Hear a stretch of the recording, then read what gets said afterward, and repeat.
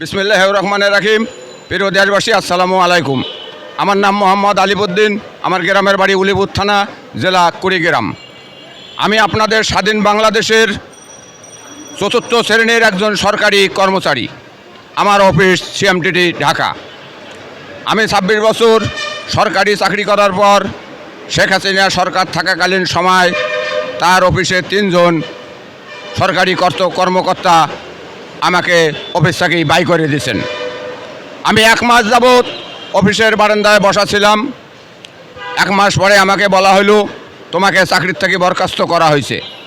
আমি আমার স্যারকে বললাম, স্যার আমাকে চাকরির থেকে বরখাস্ত করা কাগজটা আমাকে দেন। আমাকে বলে, তোমাকে কোনো কিছু দেওয়া হবে না, তোমার কিছু করার থাকলে করো চায়া, এটা বড় স্যারের আদেশ। এই ঘটনাটা জট খোলার জন্য মাননীয় সেনাবাহিনীর প্রধান মহোদয় স্যার বরাবর আমি একটা লিখিত আবেদন করলাম। আমি ভরসা রাখলাম যে স্যার জ্ঞানী মানুষ, আমি একটা সমাধান পাব। আমি 26 বছর শ্রম দিয়েছি। মাননীয় সেনাবাহিনীর প্রধান মহোদয় স্যার, তিনি আমার আবেদনটা দেখলেন না, আমার কথা শুনলেন না। পরবর্তীতে বর্তমান যে সরকার প্রধান আছে ডক্টর ইউনূস মহোদয়, তার কাছে আমি একটা লিখিত আবেদন করি। আবেদনটা ডাকযোগে পাঠাই। তিনি আমার কথা শুনলেন না। এই ছোট মানুষের কথা দেখার মতো কোনো লোক বাংলার মাটিতে এখন পর্যন্ত নাই।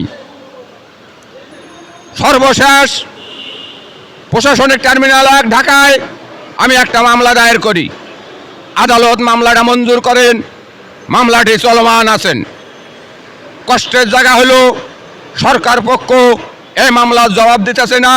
এই কারণে আমি আজ 3টা বছর যাবৎ এই আমাকে রিক্সায়, আপনারা দেখতে পাচ্ছেন আমি রিক্সায় চালাই এবং রাত্রে আসি প্রেস ক্লাবের সামনে শুয়ে থাকি। প্রিয় দেশবাসী, আপনারা লক্ষ্য করলে বুঝতে পারবেন এবং আমার দিকে দেখলে আপনারা অবশ্যই বুঝতে পারতেছেন, আমার গলায় একটা আপনারা জুতা দেখতে পাচ্ছেন। এই জুতাটা আমি বর্তমান নোবেল পুরস্কার হিসাবে আমি এটা ব্যবহার করে আসিতেছি আজকে 3টা বছর যাবৎ। আমার সন্তান আমার বলে, বাবা তোমার গলায় জুতাটা কেন? আমি খবরে দেখলাম তোমার গলায় জুতা।